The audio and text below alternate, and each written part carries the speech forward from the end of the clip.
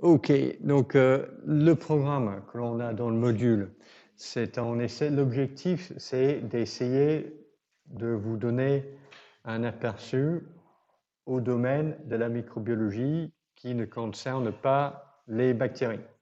L'année dernière, vous avez fait la microbiologie générale, qui était principalement la bactériologie, avec un petit peu de viraux.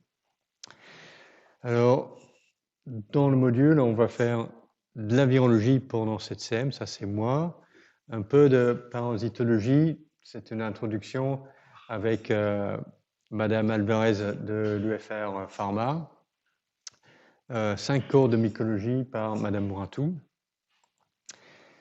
Et en complément de ça, le travail dans les TD consistera à préparer les présentations orales et en résumé écrit qui sont préparés en binôme.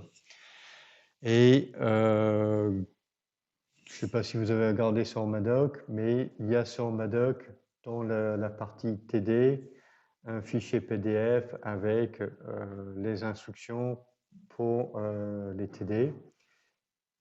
Globalement, lors de la première session de TD qui est placée avant les vacances de février, c'est là où on se met ensemble et on décide qui fait quoi comme sujet biblio. Ensuite, vous avez minimum 1 mois pour aller préparer ces présentations et les autres séances de TD, ça va être la restitution. Chacun va présenter son topo qui sera évalué. Les TP, on va les démarrer en semaine 4. Ils vont courir en semaine 4, 5 et 6, donc avant les vacances de février.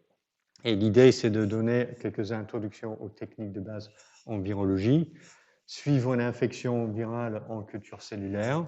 Et pour cela, on va utiliser un virus des insectes, le baculovirus, ou un des membres de la famille des Baculoviridae, pour être plus précis.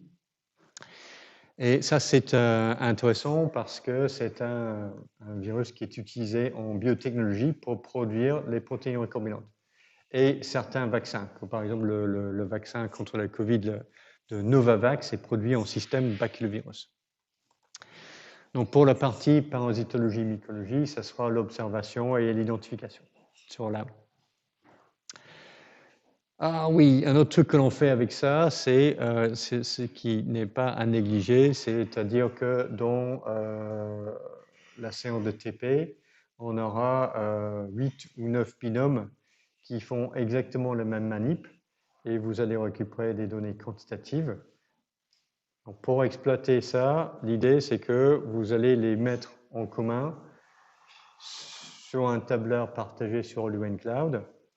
Et chacun va devoir faire une analyse statistique des données. Pourquoi? Parce que initialement, quand j'avais démarré CTP il y a longtemps, chacun analysait ses propres résultats. Et en fait, c'était très très variable. La manip, il marche globalement assez bien, mais un binôme, ça peut foirer pour une raison ou une autre. Et si vous analysez vos données perso, si ça n'a pas marché, c'est dommage pour vous, quoi. Et vous ne pouvez pas savoir si c'est vraiment le bon résultat. Et aussi, je voyais que les étudiants, ils avaient tendance à surinterpréter des différences.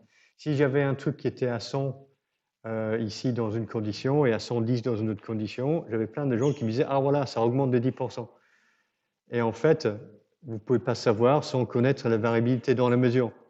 Parce que si vous avez une mesure qui est variable entre 80 et 120, entre deux échantillons, un à 100 et un à 110, vous ne pouvez pas savoir si c'est différent. Donc le seul moyen de savoir qu'est-ce qu'il y a une différence conséquente, c'est de prendre plusieurs mesures et faire un peu de stats. Donc c'est un peu l'objectif ici, c'est de utiliser l'outil statistique pour interpréter les données. Et en termes d'évaluation, donc l'examen qui sera basé uniquement sur ce qui est présenté en CM, ça vaut COEF 0,5. Pour les TD, c'est COEF 0,3. Je crois que c'est 0,15, 0,5 et 0,10. Et pour le compte rendu de TP, COEF 0,2. Voilà, c'est comme ça que ça marche pour le module. OK. Alors, qu'est-ce qu'on va faire pour les cours de virologie? On n'a que 7 cours, donc il est impossible, je pense, d'essayer de traiter la totalité de la virologie ou même simplement les infections principales chez l'être humain. Donc, au lieu de faire virus par virus, ce que je vais faire, c'est d'essayer d'abord, bon, commencer par des concepts de base et des techniques en virologie. Ensuite, entre le CM2 et le CM5, d'analyser comment font les virus pour effectuer les différentes étapes dans le cycle de réplication virale. Donc, ce n'est pas axé virus par virus, c'est plutôt étape par étape dans le cycle de réplication. Mais souvent, ce qui va se passer, c'est que ce sera les mêmes virus qui sont présentés à ces différents cours. Et petit à petit, vous pouvez reconstituer les cycles de réplication de 2 ou 3 ou 4 virus différents. Et souvent, le sujet d'examen, il est tourné comme ça, quoi. C'est pas comparer les voies, c'est d'utiliser des éléments dans ces différents cours pour retracer le cycle de réplication de certains virus, ou les virus qui ont été présentés. Et les 2 derniers cours, bon, bah, ça va être pathologie virale, avec bien sûr un regard sur l'actualité de la COVID-19. Et on terminera en regardant les virus des plantes, parce qu'en fait, il y a plusieurs choses qui sont différentes chez les virus des plantes, et ça vaut la peine de les regarder. OK, donc aujourd'hui, et probablement pour le prochain cours, parce que c'est un CM1, mais c'est plutôt CM1 et 2 ou CM1 et demi. Donc, on va commencer par la définition et classification du virus, un regard sur la structure des particules virales, les techniques de base en virologie et une approche expérimentale qu'on appelle la génétique inverse, qui est extrêmement important pour vraiment comprendre comment fonctionnent les virus. OK, donc qu'est-ce que c'est qu'un virus? Donc, si vous vous souvenez bien, en microbiologie l'année dernière, une partie des cours était de présenter la définition d'André Lvov, qui date d'il y a plus de 50 ans maintenant, mais qui est toujours présentée comme voilà, un peu la définition moderne d'un virus. Alors, pour rappel, Lvov, il avait proposé que les virus étaient des particules infectieuses de petite taille,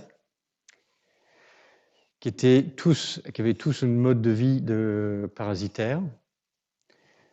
Et ils étaient des parasites parce que dans le génome viral, ils ne disposaient pas d'équipement enzymatique pour générer de l'énergie métabolique. Donc, ils étaient dépendants de la cellule hôte pour cette fonction-là. Lorsqu'on regarde dans la particule virale, on trouve un seul type d'acide nucléique en général, l'ARN ou l'ADN, mais pas les deux, ce qui est très différent de ce qu'on trouve chez n'importe quelle cellule. Dans n'importe quelle cellule, on a le génome en ADN et la traduction des gènes en protéines fait intervenir l'ARN messager, l'ARN de transfert et l'ARN ribosomal. Donc n'importe quelle cellule contient de l'ADN et ces 3 types d'ARN. Donc, on ne les trouve pas dans les particules virales. On trouve un génome en ADN ou en ARN, mais pas les deux à la fois, de façon générale. Une autre particularité des virus, c'est qu'ils ne se répliquent pas par division binaire, c'est-à-dire qu'une particule virale ne va pas commencer comme ça, et puis s'agrandir, s'agrandir, s'agrandir, et se séparer en deux, mais plutôt lors des premières étapes d'infection, la particule virale va totalement se désagréger, libérer le génome dans la cellule infectée, et puis ensuite, des centaines, des milliers d'autres particules virales seront construites comme suivant des instructions d'un kit ou d'un meuble Ikea, quoi.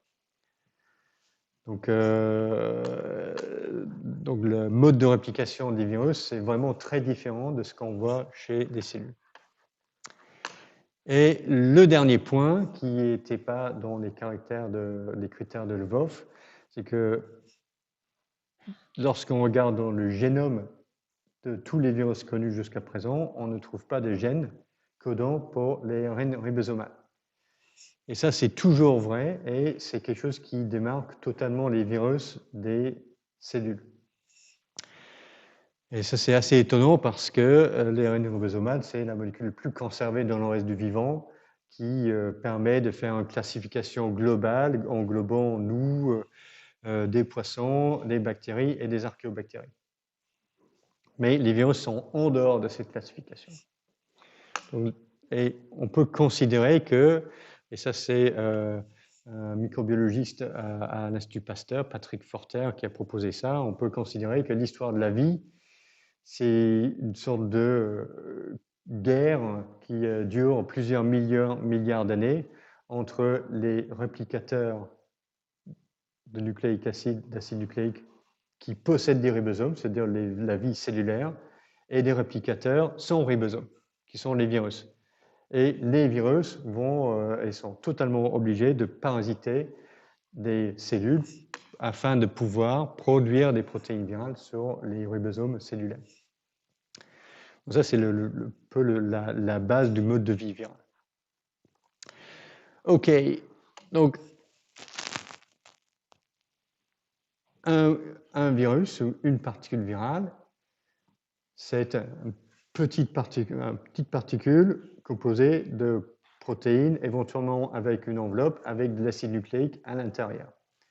Et les plus petits virus qui existent, là j'ai pris un exemple d'un cercovirus, la particule virale va avoir un diamètre de à peu près 17 nanomètres, qui contient un petit génome en ADN simple brun, 1,8 kilobase de longueur. Et sur cet ADN, le virus code pour 2 protéines, donc ORF pour cadre ouvert de lecture. Donc ça, c'est vraiment le strict minimum. Donc là-dedans, dans ce génome, on a un gène qui code pour la protéine de capside qui forme la particule et un gène qui code pour une protéine qui favorise la réplication de l'ADN viral. Donc ça, c'est les 2 fonctions minimum pour un virus. Répliquer son génome et la mettre à l'intérieur d'une capside. Donc on ne peut pas faire plus simple que ça. Donc si on a uniquement la fonction répliquer l'ADN, ce n'est plus un virus, c'est plutôt un plasmide. D'accord ? Ou un élément d'ADN mobile comme un transposant. Mais un virus, c'est ça, plus une protéine de capside, au minimum une, qui permet de former une particule infectieuse. Donc ça, c'est le cas le plus simple. Le cas le plus complexe, c'est le pandorovirus, qui est cet objet énorme. Donc ici, la particule virale, c'est à peu près 1 micromètre de longueur et 500 nanomètres de diamètre.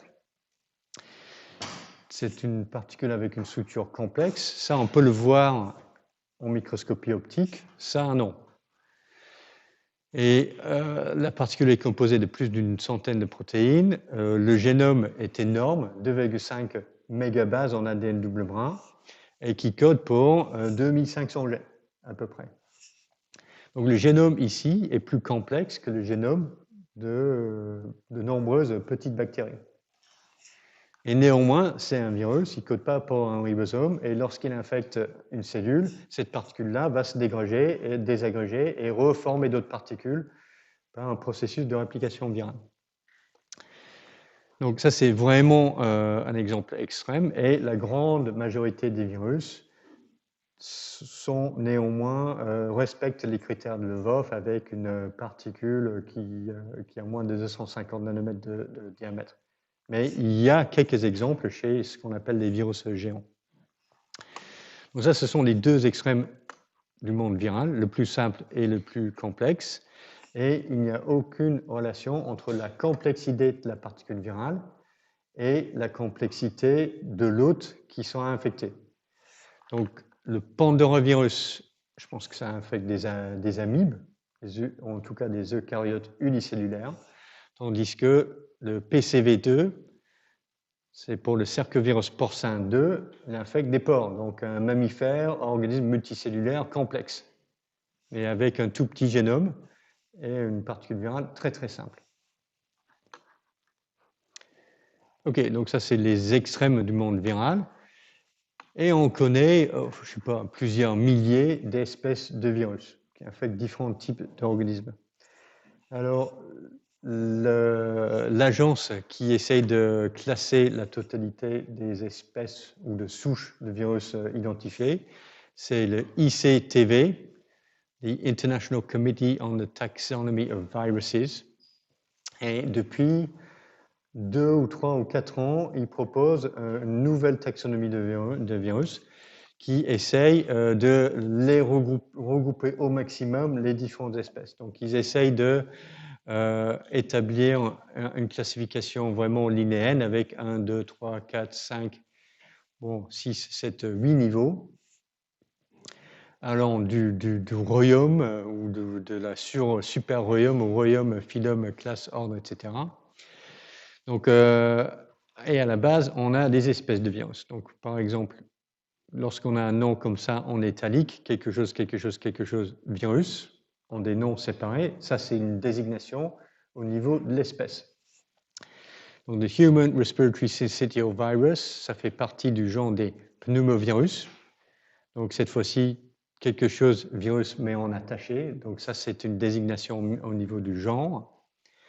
Et le genre pneumovirus fait partie des pneumovirinae, qui est une sous-famille, la famille des Paramyxoviridae, qui fait partie de la classe des mononégavirales, qui ont, donc jusqu'à il y a 3 ans, on disait OK, on va jusque ce niveau-là, parce que tous les virus dans cette classe partagent un grand nombre de caractères en commun. Alors, ces trucs supérieurs sont relativement récents, sont basés sur des homologies moléculaires, sur une des protéines nécessaires dans le génome. Donc, on arrive à regrouper différents ordres dans des regroupements de plus en plus vastes. Mais ces noms-là, c'est vraiment très récent. En fait, il y a un grand effort de regrouper des espèces virales dans la classification, mais ce n'est pas possible pour tous. Donc, moi, j'ai regardé ça l'année dernière, je dois avouer, et il restait 24 familles et 3 genres qui ne sont pas classés dans une catégorie supérieure. Ça veut dire quoi, ça? Ça veut dire que il n'y a pas eu d'ancêtre commun universel de l'ensemble des virus. Donc, l'idée d'une classification phylogénétique, c'est que l'ensemble des organismes à chaque niveau inférieur dérive d'un ancêtre commun. C'est certainement pas clair que tous les organismes dans le royaume Riboviria dérivent d'un ancêtre commun, c'est-à-dire tous les virus ARN, ni tous les virus à ADN d'ailleurs. Donc, on a probablement plusieurs émergences indépendantes de différents grands types de virus.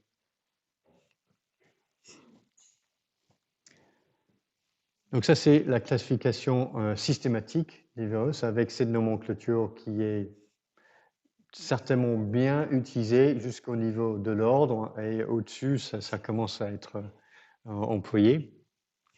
Une autre façon de conceptualiser la classification des virus, qui est plus pratique et je pense plus facile à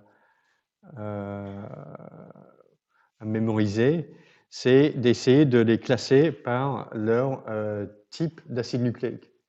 Parce que selon le type d'acide nucléique, ça va déterminer comment font les virus pour se répliquer.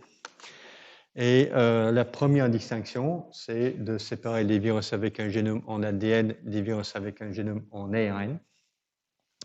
Et au sein des virus ADN, de distinguer les virus avec un génome en ADN double brun, c'est ça la classe 1 de Baltimore, des virus avec un génome en ADN simple brun, ça c'est la classe 2. Chez les virus ARN, David Baltimore a essayé de faire la même chose. Donc la classe 3, ce sont les virus avec un génome en ARN double brun. La classe 4, mais pour les virus ARN simple brun, il a fait 2 catégories. Donc la classe 4, ce sont les virus avec un génome en ARN brun plus, ce qui veut dire que le génome viral code directement pour les protéines. Donc l'ARN génomique viral peut être pris en charge directement par les ribosomes de la cellule hôte et traduit en protéines. Tandis que les virus avec un génome en ARN simple brun, mais non codant, c'est-à-dire en sens moins négatif, ça, ce sont des virus de la classe 5. Alors, initialement, David Baltimore, il avait proposé ces 5 classes de virus à la fin des années 1960. Il pensait qu'il avait couvert tous les cas possibles jusqu'à la découverte des rétrovirus, qui sont des virus avec de l'ARN simple brun dans la capside, mais qui passent via un intermédiaire en ADN double brun à l'intérieur de la cellule infectée. Donc, ce passage de l'ARN viral à l'ADN proviral fait intervenir une transcriptase inverse qui recopie l'ARN viral en ADN. Et c'est pour ça qu'on les appelle les rétrovirus. Et l'inverse des rétrovirus existe également, c'est-à-dire des virus avec de l'ADN double brun dans la particule virale, mais qui se répliquent via un intermédiaire en ARN dans la cellule infectée. Et ces virus aussi sont dotés d'une transcriptase inverse. Donc souvent on met les classes 6 et 7 ensemble comme des virus à rétrotranscription. Donc ça, moi j'aime bien la classification de Baltimore parce qu'il y a un nombre raisonnable de différents groupes et on comprend pourquoi ils sont différents. Donc c'est quelque chose qui est assez logique. Alors une chose qui est vraiment à garder en tête, c'est que ce n'est pas une classification phylogénétique. C'est-à-dire que si deux virus appartiennent à la même classe de Baltimore, ça ne veut pas dire qu'ils partagent ou qu'ils ont partagé dans le passé un ancêtre commun. Mais c'est une classification qui est vraiment très très pratique. Donc si vous regardez, et je le recommande vivement, le site web ViralZone, ça doit être votre premier site de recherche sur n'importe quel virus pour comprendre son génome, ses protéines, son cycle de réplication. Donc c'est géré par la base de données SwissProt, par mon très bon ami Philippe Lemercier. Et ici, justement, il classe ces virus selon la classification de Baltimore. Donc les virus à ADN double brun, simple brun, ARN double brun, voilà, simple brun, et les virus à rétrotranscription. Et ensuite, toute la classification découle de ces premières grandes classes. OK, donc deux types de classification, ICTV et la classification de Baltimore. OK, maintenant pour la structure des particules virales. Donc pour l'immense majorité des virus, tous sauf ces virus géants, on ne peut pas apercevoir des particules virales en microscopie optique.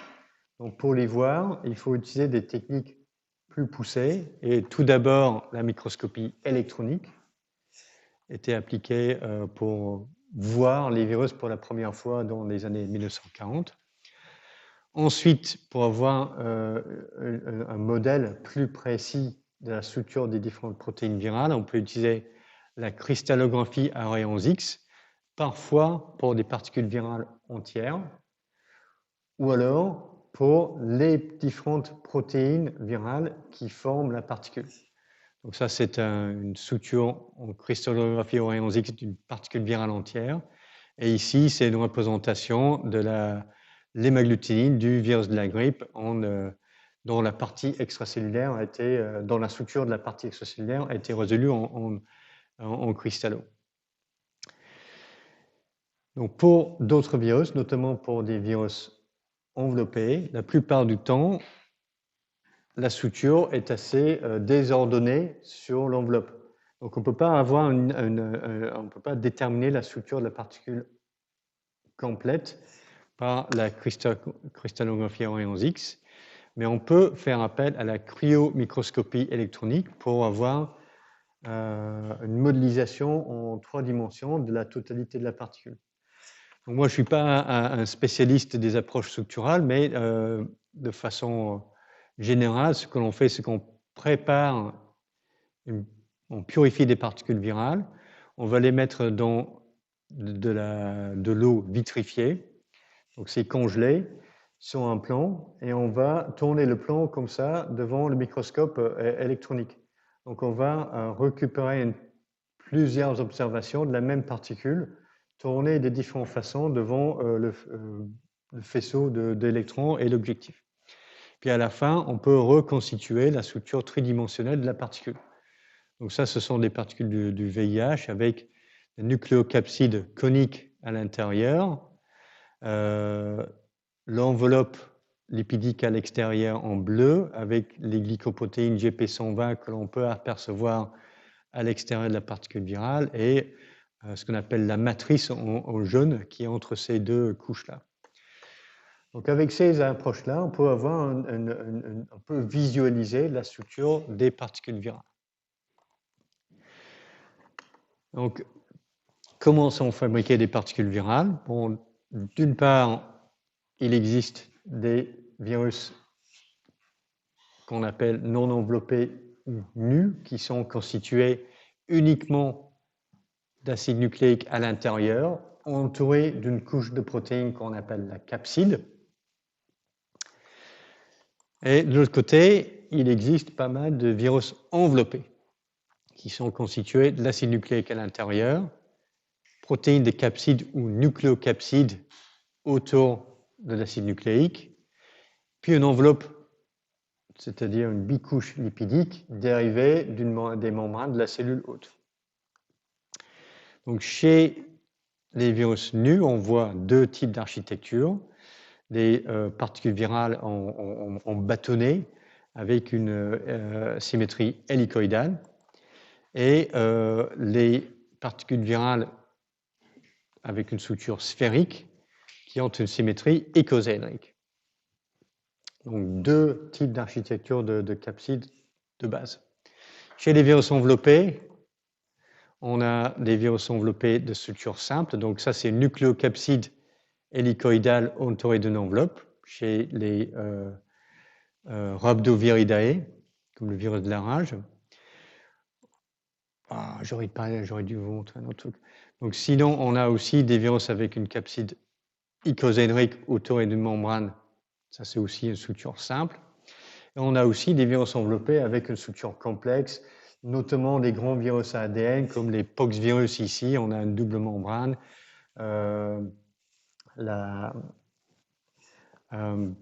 Pandoravirus, c'est une structure qu'on appelle complexe.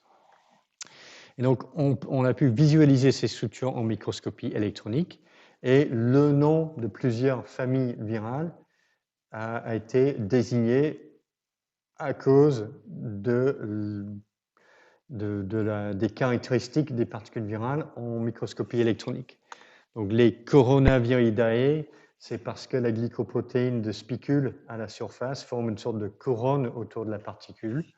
Les Arenaviridae, l'intérieur de la particule virale a un aspect sableuse, donc arena c'est le sable en latin. Donc les noms de plusieurs familles de virus viennent un peu de ces observations en microscopie électronique. Alors, fonction de base des protéines de structure, de protéines structurales. Alors, tout virus nu ou virus enveloppé doit avoir une nucléocapside. Sa fonction fondamentale, c'est de protéger le génome viral en l'associant avec une protéine. Et chez les virus nus, non enveloppés, les protéines de capside sont également impliquées dans l'attachement et l'entrée des virus dans la cellule hôte. Chez les virus enveloppés, la nucléocapside, c'est à l'intérieur de la particule. Donc, les protéines de capside ne peuvent pas contacter ce qu'il y a à l'extérieur de la particule virale. Donc les protéines de capsides ici ne peuvent pas interagir, par exemple, avec un récepteur à la surface de la cellule infectée. Donc cette fonction-là d'attachement et d'entrée virale, c'est la fonction des glycoprotéines de surface chez les virus enveloppés. Donc n'importe quel virus enveloppé doit coder dans son génome pour minimum une protéine de nucléocapside et au minimum une glycoprotéine de surface qui va permettre au virus de s'attacher à la cellule hôte et de rentrer dedans.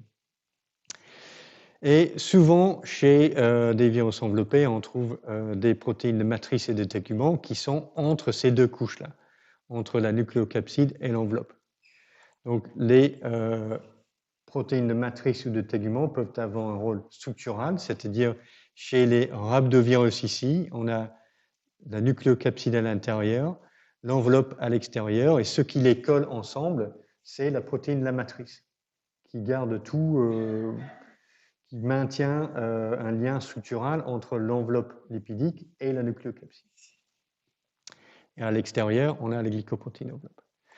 Donc chez d'autres virus, les protéines entre la capside et l'enveloppe peuvent avoir une fonction parce qu'elles peuvent être libérées à l'intérieur de la cellule infectée dès l'entrée du virus dans la cellule. Et donc ces protéines, qu'on appelle des fois les protéines du tégument, vont agir sur la cellule hôte immédiatement après l'entrée du virus, même avant l'expression des gènes viraux. Alors ça, c'est notamment le cas de toutes ces protéines coloriées en orange ici chez les herpesvirus. Donc ça, ce sont des structures de fonctions de base des protéines d'une particule virale. Alors, d'autres mots sur la construction de ces nucléocapsides. Alors, l'idée des capsides à symétrie hélicoïdale, c'est que notre acide nucléique, c'est une longue molécule linéaire. Donc, ce que l'on peut faire, c'est donc on imagine une sorte de filament comme ça, et on va l'entourer d'une sorte de spirale de protéines.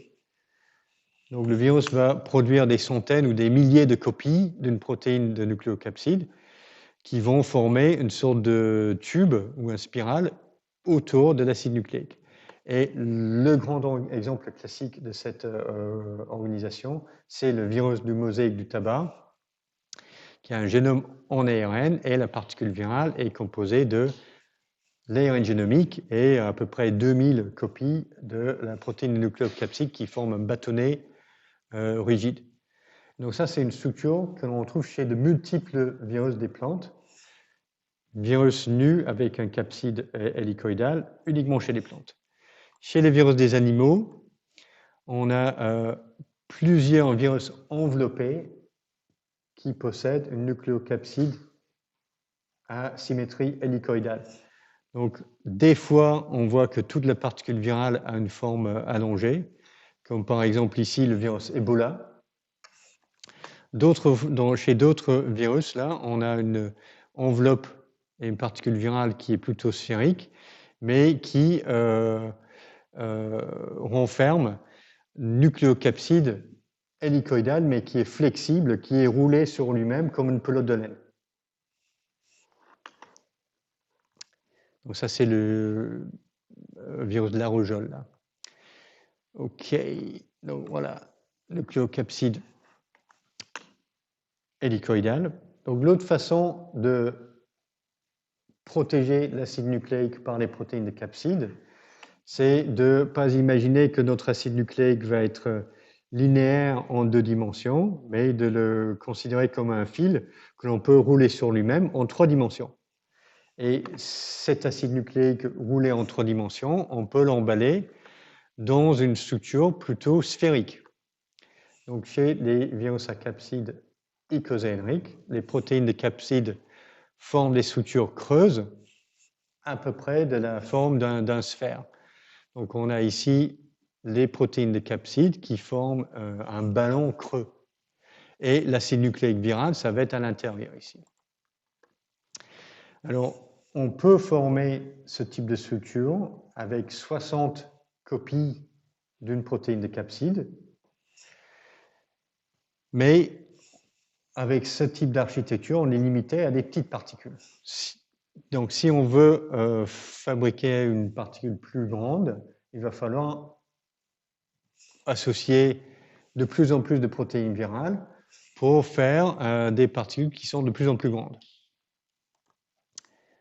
Ok, donc là, j'ai parlé assez longtemps, donc je vais vous poser ces petites questions. Donc, vous pouvez flasher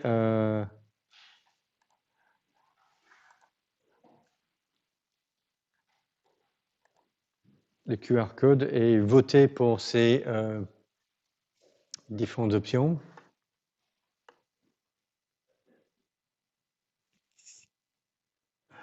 Normalement, j'ai ouvert l'activité sur Madoc.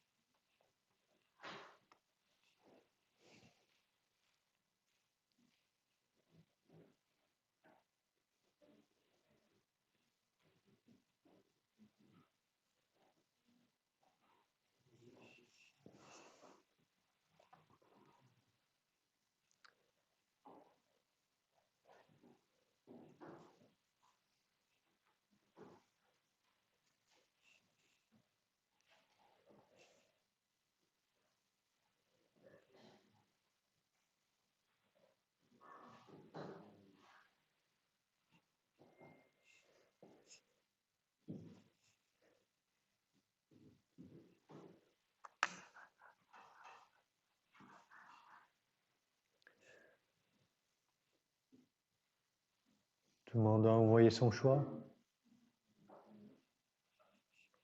Ok, je vais vous montrer ce que l'on pense.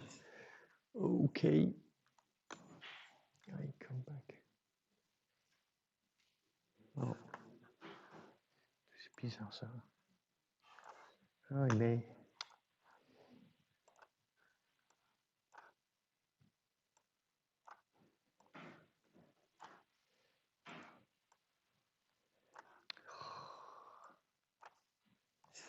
Oui, attends, mais il veut pas diminuer la taille de la fenêtre là.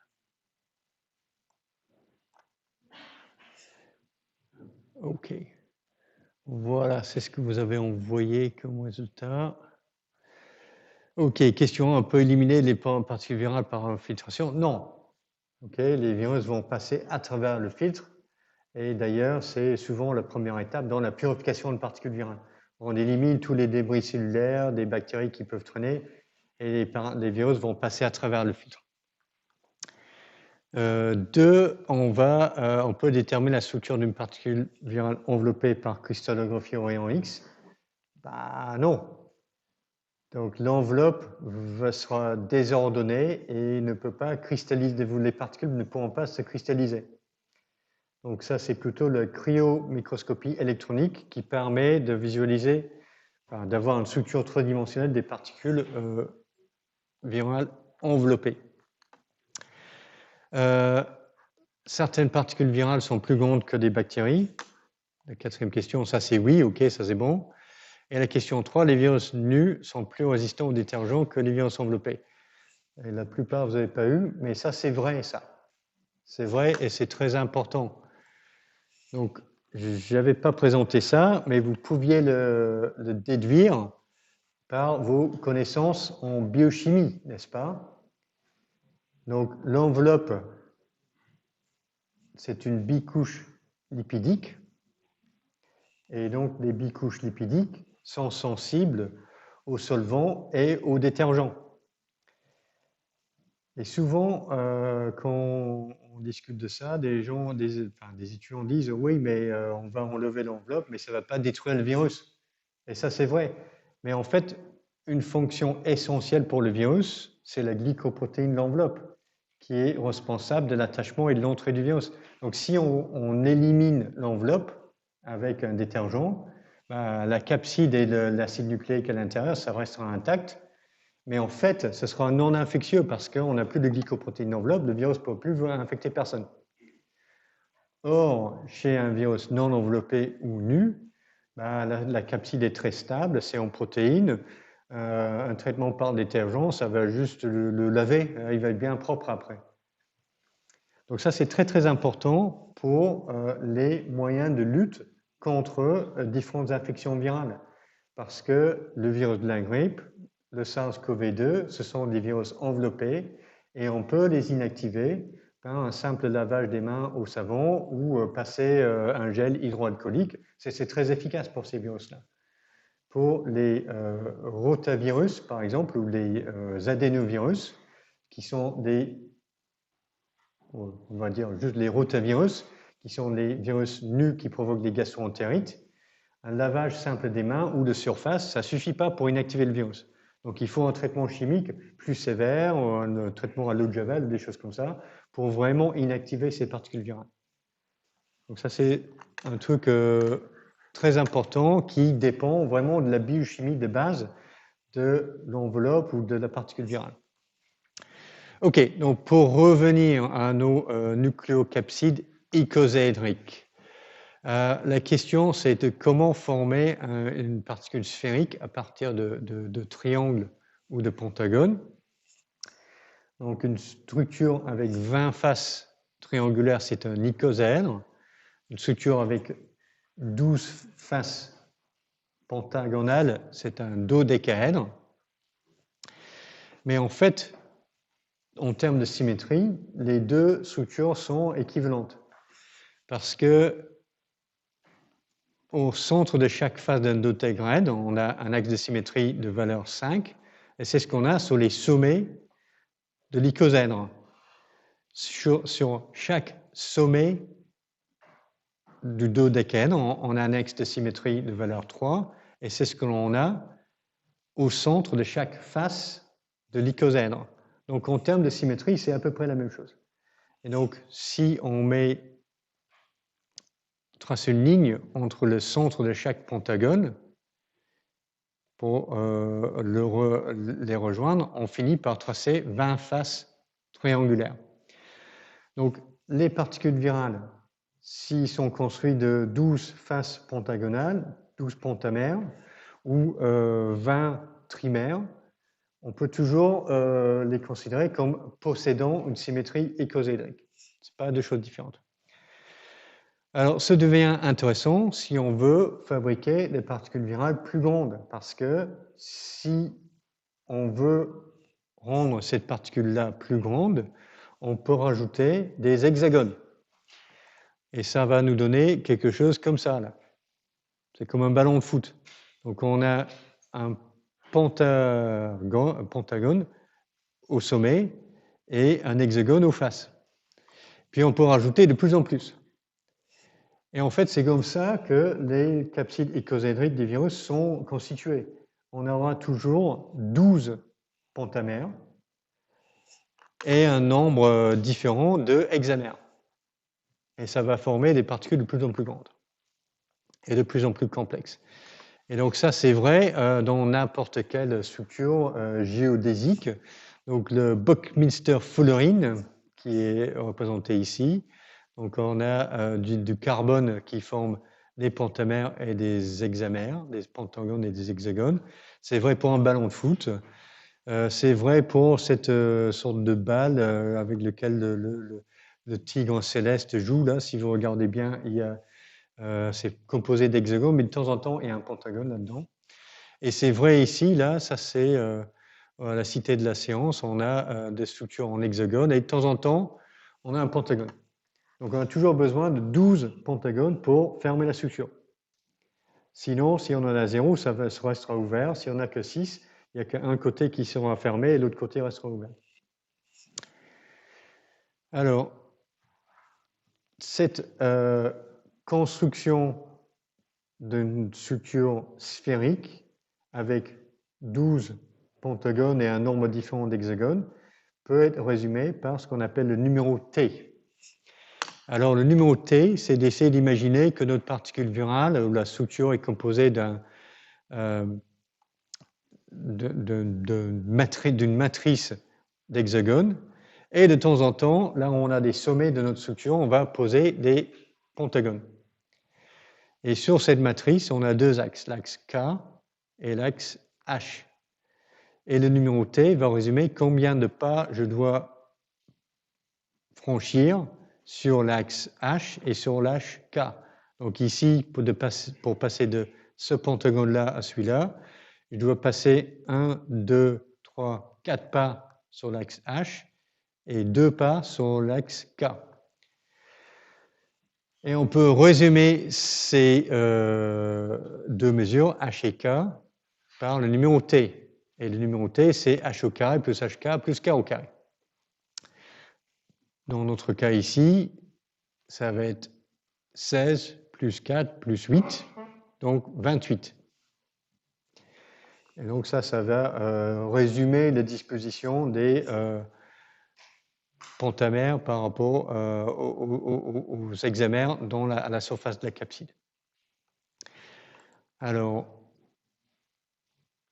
je vais essayer de vous donner deux exemples ici.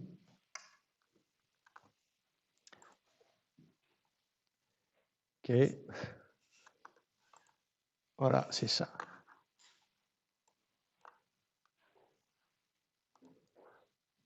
Donc, ce qu'il faut faire pour ça,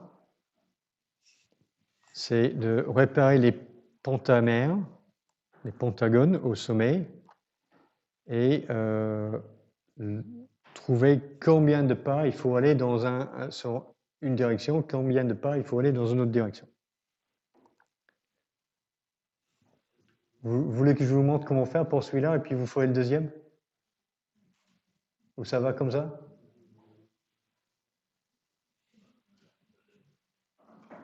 Qui veut l'explication? Ouais, ok, il vaut mieux. Ok. Alors, donc, la première chose à faire, c'est de repérer les pentagones sur les sommets. Donc là, il y en a un, là, parce qu'il est entouré de 1, 2, 3, 4, 5 autres trucs. Donc ça, c'en est un, et ça, c'en est un ici. Ils sont entourés de 5 trucs. Et puis, les autres ici, ce sont des hexagones. On peut voir que c'est 1, 2, 3, 4, 5, 6 petits bouts, là, qui sont attachés. Donc ça, c'est un hexamère, ça, c'est un pentamère. Pareil, on peut compter 1, 2, 3, 4, 5 ici. Donc j'ai un pentamère là et un pentamère là, et en fait, ils sont en ligne droite ici. Donc entre mes deux axes H et K, un de ces deux axes va être 0. Parce qu'on ne prend pas de pas à côté, on va de ligne droite entre les deux pentamères. Donc j'ai combien de pas ici? 1, 2, 3, 4 pour passer d'un pentamère à l'autre. Donc j'ai 4 sur un axe, 0 sur l'autre axe. La bonne réponse est C. Ça, c'est T égale 16. OK. Deuxième exemple. Ah, j'aurais dû montrer ça d'abord, en fait. Attends. Et là, j'ai... Oh.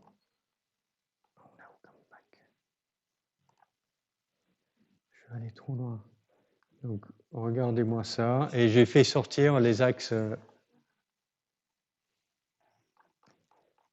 5, là.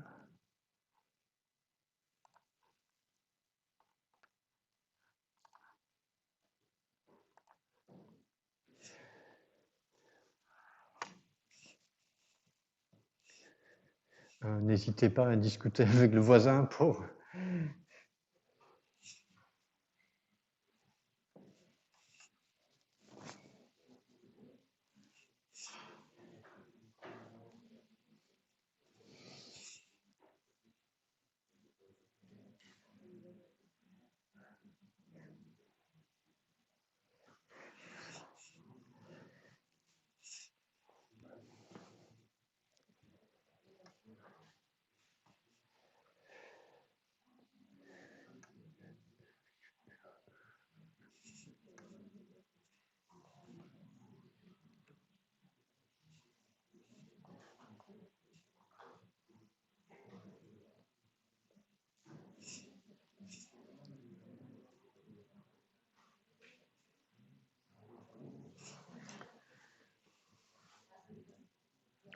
Alors.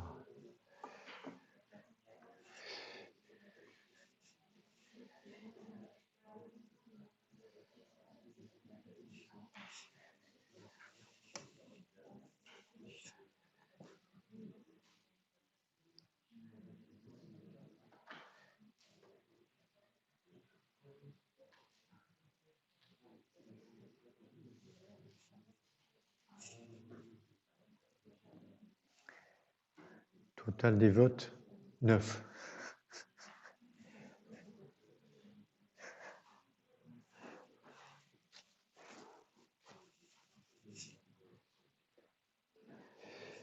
Et on essaie de tracer le chemin le plus court.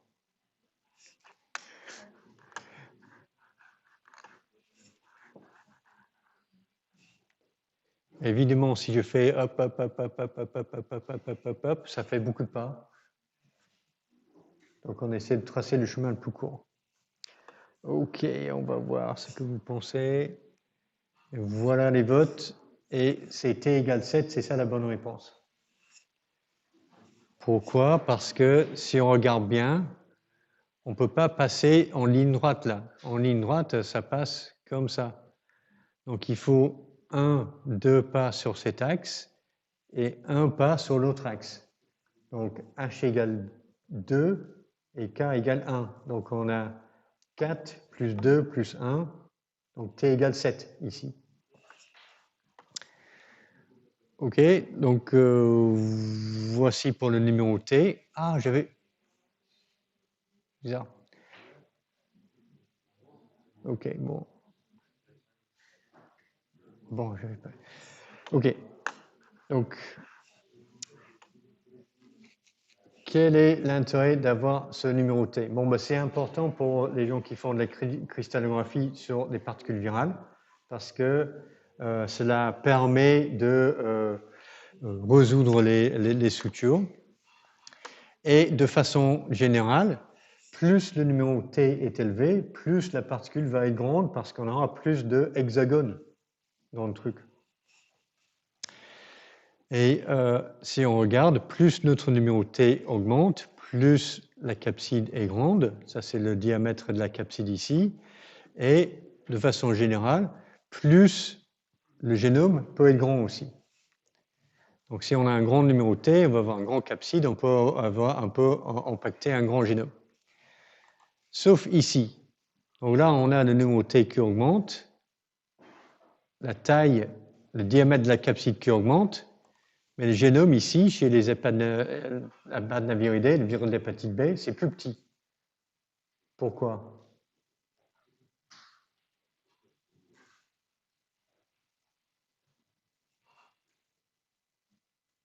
Oui, oui, c'est ça. Donc pour le Picornaviridae, le génome est en ARN simple brin, tandis que pour le virus de l'hépatite B, le virus est en ADN double brin. Donc le double brin, il prend 2 fois plus de place.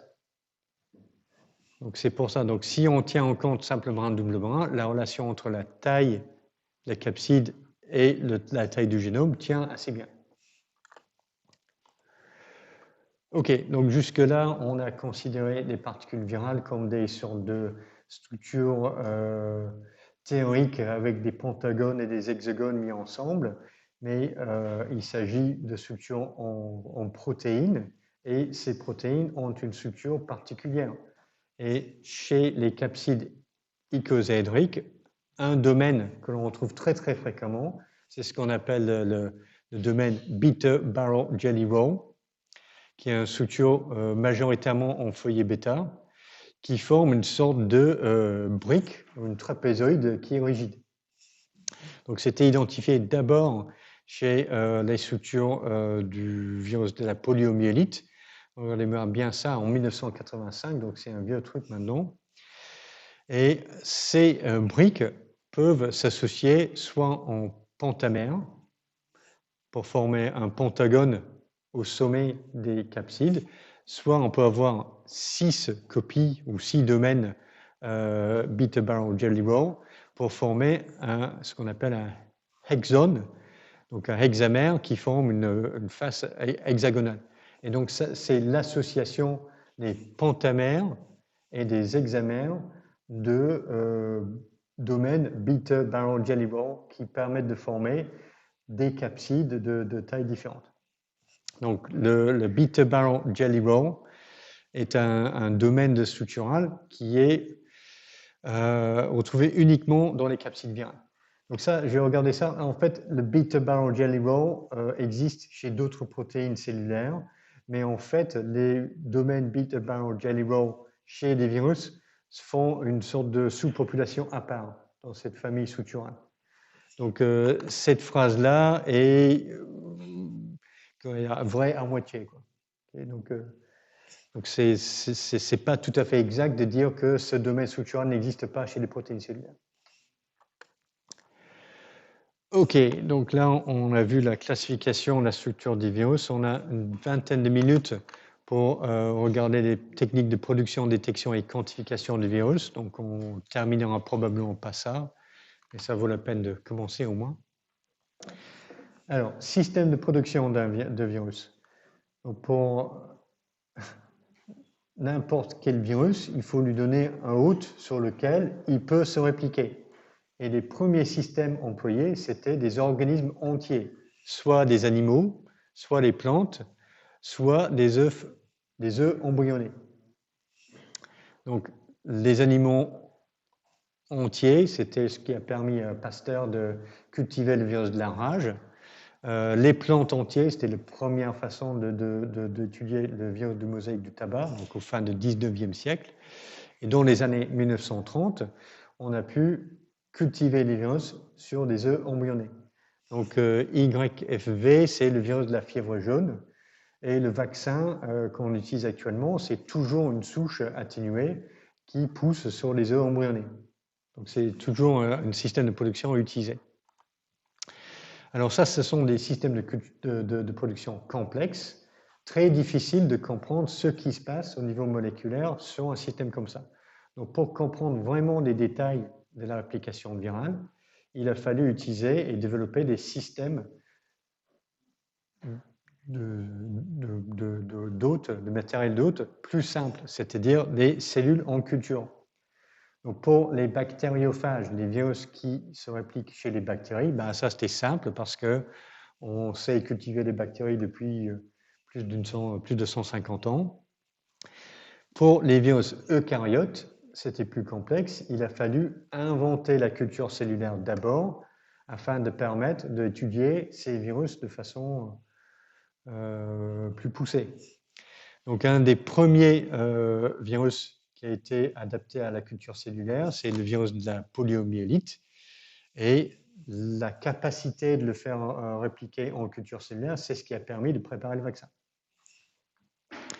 Et donc, l'invention et la mise au point de la culture cellulaire, c'est ce qui a un peu permis l'âge d'or de la virologie humaine avec la découverte de la description de plusieurs virus, parce qu'avec la culture cellulaire, on avait la possibilité d'isoler, de cultiver et caractériser ces virus pour la première fois. Donc plusieurs familles virales qui avaient été décrites pour la première fois dans les années 1950 et les années 1960 grâce à la culture cellulaire. Alors, une fois que l'on a notre virus qui s'est répliqué soit chez l'organisme entier, soit en culture cellulaire, ce que l'on voudrait faire, souvent, c'est le purifier. Et le grand classique, c'est d'abord faire un extrait de nos cellules infectées, le filtrer pour enlever les débris cellulaires, et ensuite séparer les particules virales des protéines solubles par l'ultracentrifugation sur un gradient de sucrose, de chlorure de césium ou l'iodixanol, qui est une autre molécule qui est très très dense. Donc on va déposer notre extrait, ce mélange de protéines solubles et de particules virales, sur le gradient de densité. On va la mettre dans l'ultracentrifugeuse pendant la nuit à forte force centrifuge. Et petit à petit, les différentes particules vont sédimenter dans le gradient et nos particules virales vont former un anneau dans ce gradient et qui va les séparer physiquement des protéines solubles qui restent tout en haut. Donc ça donne quelque chose un peu comme ça. Donc ça, c'est un gradient d'iodixanol avec des particules virales qui sont marquées avec une sonde fluorescente. C'est ce qui permet de les voir. Donc ça, ce sont toutes les protéines solubles en haut de l'extrait. Et ça, ce sont les particules virales. Ça, c'est moins ça. Okay, donc on peut isoler et purifier des particules virales par l'ultracentrifugation. Et ensuite, une fois qu'on a ça, bon, on peut les quantifier, on peut visualiser en microscopie électronique, on peut analyser quelles sont les protéines dans la particule virale et des choses comme ça. Alors, un autre enjeu, c'est de pouvoir détecter et identifier et quantifier un virus dans un échantillon quelconque. Donc, si vous allez vous faire tester, il va falloir détecter la présence de SARS-CoV-2. Et globalement, on a 3 types de techniques en virologie. La détection des virus et leur quantification par la culture cellulaire. Donc, on détecte la présence d'un virus infectieux. Donc, on va les détecter par leurs effets sur la cellule hôte. Sinon, on peut détecter les protéines virales par les techniques d'immunochimie. Donc, on va dépendre des anticorps qui sont spécifiques des protéines virales. Ou alors, on peut détecter la présence des acides nucléiques viraux par les techniques de la biologie moléculaire, notamment la PCR. Alors, pour les techniques de culture cellulaire, l'idée ici, c'est que, si on a un échantillon, on soupçonne qu'il contient du virus infectieux, on va prendre l'échantillon, on va le filtrer pour éliminer des bactéries, éliminer des débris cellulaires, et on va l'inoculer sur des cellules, et on va suivre la culture pendant plusieurs jours, une semaine ou deux peut-être, et on va attendre pour voir l'apparition d'un effet cytopathogène, un ECP. Donc, la présence d'un ECP peut être un très bon indicateur de la présence d'un virus. Donc, des types d'ECP que l'on peut avoir, c'est par exemple la lyse ou l'apoptose des cellules infectées, c'est ce qu'on voit ici. On peut parfois avoir l'apparition des inclusions cytoplasmiques ou nucléaires. C'est ce qu'on voit ici, ces petites pointes noires là, c'est ce qu'on appelle les corps d'occlusion, c'est ce que vous verrez en TP lors des infections des cellules d'insectes par le bacillovirus. Et un autre type d'effet cytopathogène que l'on voit avec plusieurs virus, c'est la formation de syncytia. Donc un syncytium, c'est plusieurs cellules qui sont fusionnées ensemble parce que les membranes cellulaires vont coller ensemble. Donc on aura une sorte de syncytium avec de multiples noyaux à l'intérieur. Donc ça, on peut le voir en culture cellulaire. Ça, c'est un énorme syncytium ici avec quelques cellules isolées à côté. Ça, c'est un syncytium avec des cellules isolées à côté. Et plusieurs virus enveloppés provoquent la formation de syncytia en culture cellulaire. Donc c'est vrai pour le virus de la rougeole, c'est vrai pour le virus des orions et le virus du syncytial respiratoire. C'est aussi vrai, mais dans une moindre mesure, pour la SARS-CoV-2. Donc ça peut être une bonne indication de la présence d'un virus et une première étape vers son identification. Si on a présence de syncytia et quels sont les aspects particuliers de l'ECP associés avec cette infection virale. Donc classiquement, dans le laboratoire de virologie diagnostique, on avait une étape de inoculation sur cellules en culture et je cherchais l'apparition d'un ECP comme une première étape dans l'identification. De plus en plus, ça s'est remplacé par la PCR. Parce que ici, il faut attendre plusieurs jours avant de voir l'ECP. Un résultat PCR, on va l'avoir le lendemain ou le jour même. Donc c'est plus rapide. Donc ça, c'est détection d'un virus après l'avoir inoculé sur les cellules. L'autre question, c'est est-ce que je peux quantifier le virus par cette technique?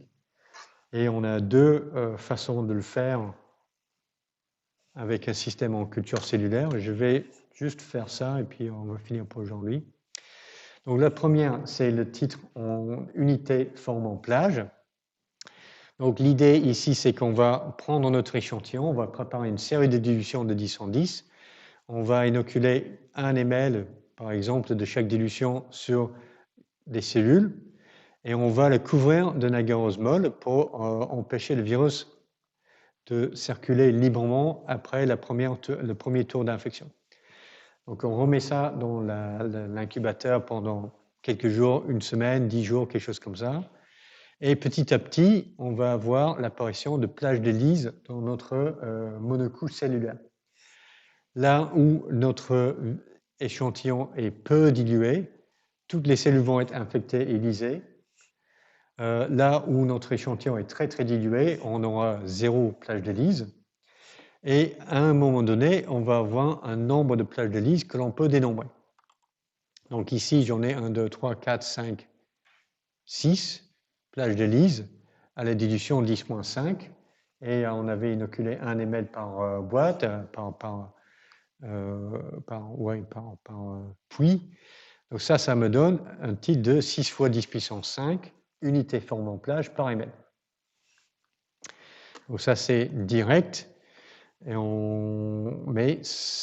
on peut l'utiliser uniquement si notre virus est lytique et forme des plages de lyse. Ça c'est très très bien parce que ça permet d'avoir une purification.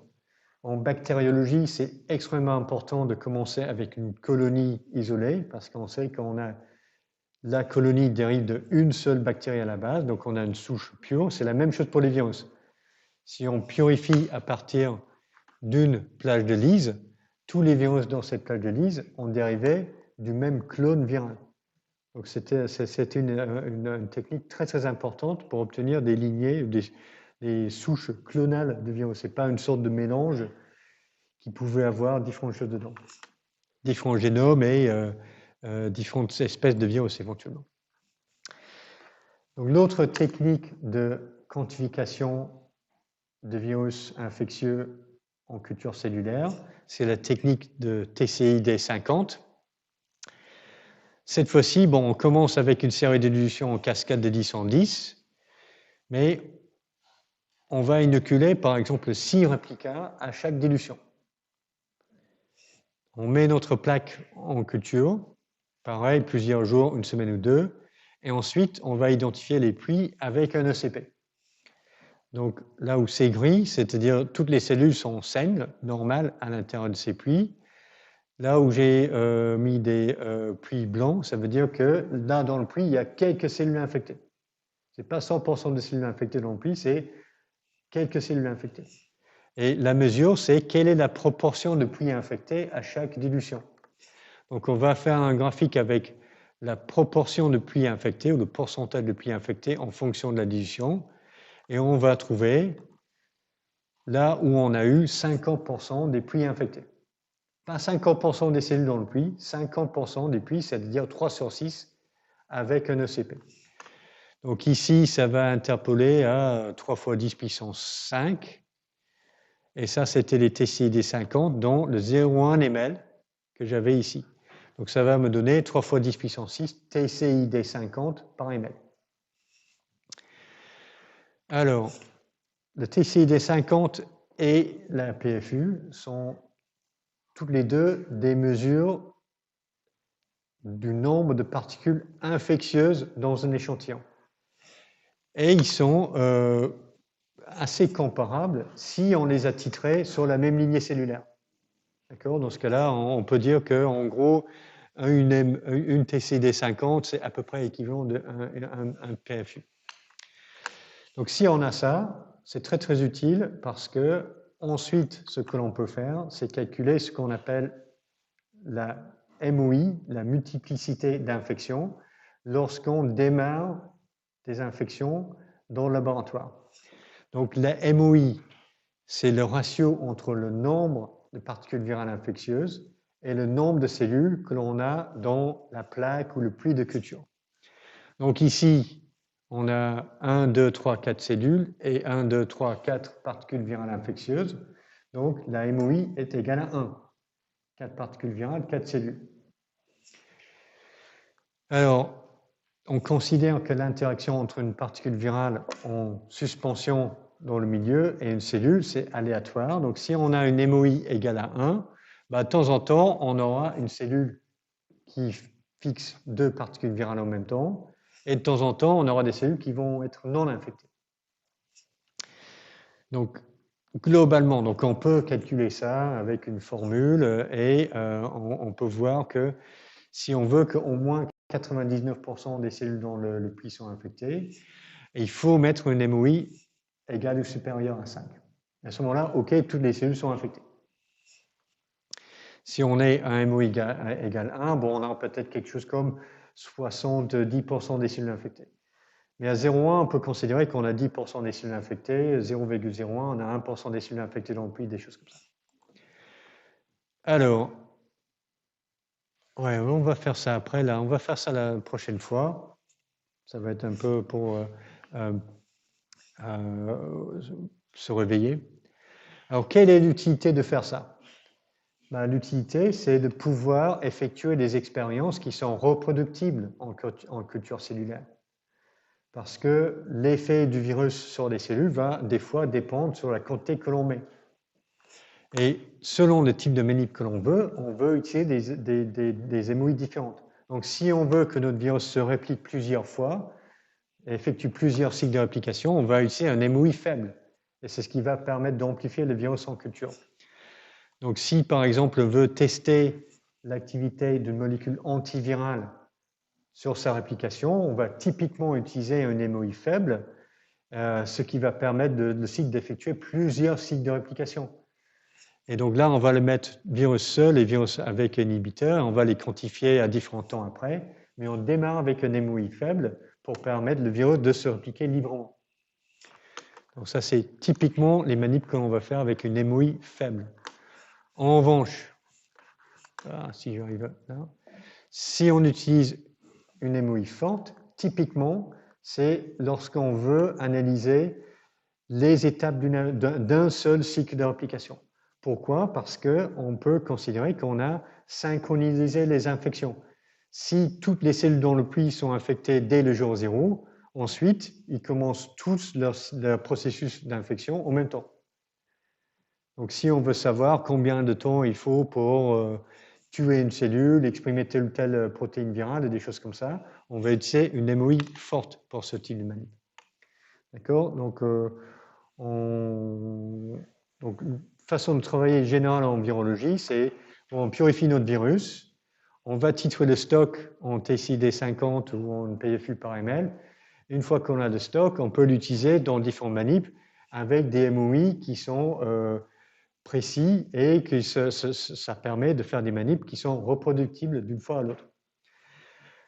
Ok, bon, je pense que je vais m'arrêter là et on se revoit dans 2 jours, c'est ça? Mercredi? Ok. Bon, bah, à bientôt et bonne journée.